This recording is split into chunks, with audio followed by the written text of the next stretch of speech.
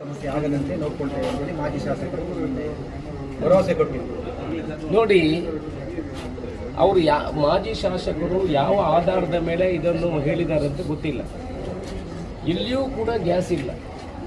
ಕಸ್ಟಮರ್ಸಿಗೆ ಇವತ್ತು 35ರಿಂದ 40 ದಿವಸಕ್ಕೆ ಒಂದು ಸಿಲಿಂಡರ್ ಸಿಗ್ತದೆ. ನನಗೆ ಗ್ಯಾಸ್ ಏಜೆನ್ಸಿ ಇದೆ ಸುಳ್ಯದಲ್ಲಿ.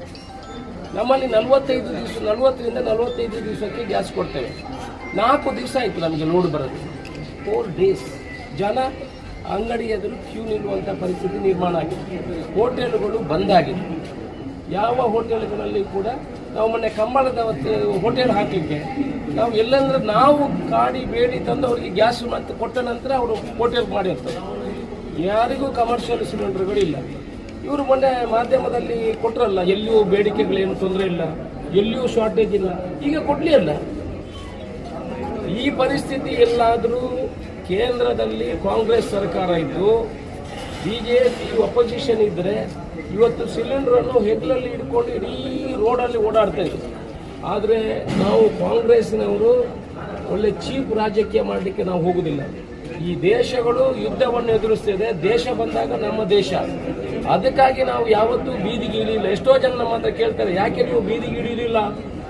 ನಾವು ದೇಶದ ಹಿತರಕ್ಷಣೆಯಿಂದ ನಾವು ಬೀದಿಗಿಳಿದಿಲ್ಲ. ಆದರೆ ಗ್ಯಾಸ್ ಸಪ್ಲೈ ಮಾಡೋದು ಯುದ್ಧಕ್ಕೂ ಏನು ಸಂಬಂಧಗಳು ಕಡಿಮೆ. ಅಷ್ಟು ಈಗ ಒಂದು ಯುದ್ಧ ಆಗೋದು ಬೇರೆ ಬೇರೆ ದೇಶದಲ್ಲಿ. 2 ದಿವಸದಲ್ಲಿ ನಮ್ಮ ಹತ್ರ ಗ್ಯಾಸ್ ಶಾರ್ಟೇಜ್ ಆದರೆ ನಾನು ಹೇಳೋದು, ಭಾರತ ದೇಶ ಇನ್ನೊಂದು ದೇಶದ ಯುದ್ಧ ಮಾಡಿದರೆ ಏನಾಗ್ಬೋದು ಪರಿಸ್ಥಿತಿ? ಹಾಗಾದ್ರೆ ನಮ್ಮ ಹತ್ರ ಸ್ಟೆಬಿಲಿಟಿ ಇಲ್ವಾ? ನಮ್ಮ ಹತ್ರ ಸ್ಟಾಕೇ ಇಲ್ವಾ? ನಾವು ಏನು ತಯಾರಿ ಇಲ್ವಾ? ಎಷ್ಟು ಹೇಳಿದ್ರೆ ಏನು? ಊಟ ಮಾಡಲಿಕ್ಕೆ, ಕುಡಿಲಿಕ್ಕೆ ನೀರು, ಕರೆಂಟು ಇದು ಇಲ್ಲದಿದ್ರೆ ಏನು ಯುದ್ಧ ಮಾಡ್ಲಿಕ್ಕೆ ಆಗ್ತದ?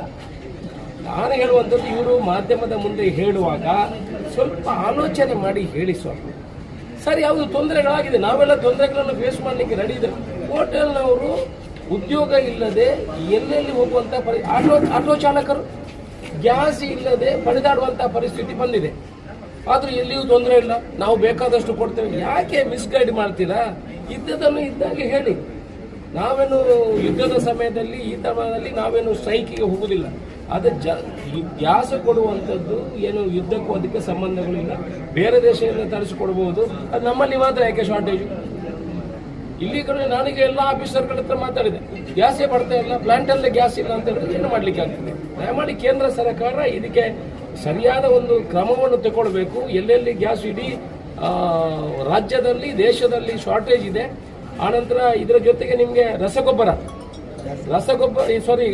ನಮ್ಮ ಕೃಷಿಗೆ ಬೇಕಾಗುವಂಥ ಗೊಬ್ಬರ ಕೂಡ ಶಾರ್ಟೇಜ್ ಆಗ್ತಾ ಇದೆ. ಯೂರಿಯಾ ಯಾವುದು ನಿಮಗೆ ಸಿಗುವುದಿಲ್ಲ, ನೋಡ್ಕೊಳ್ಳಿ.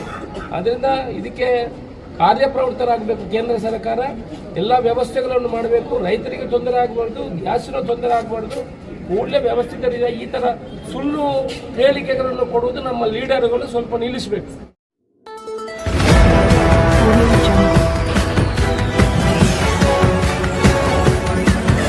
Audio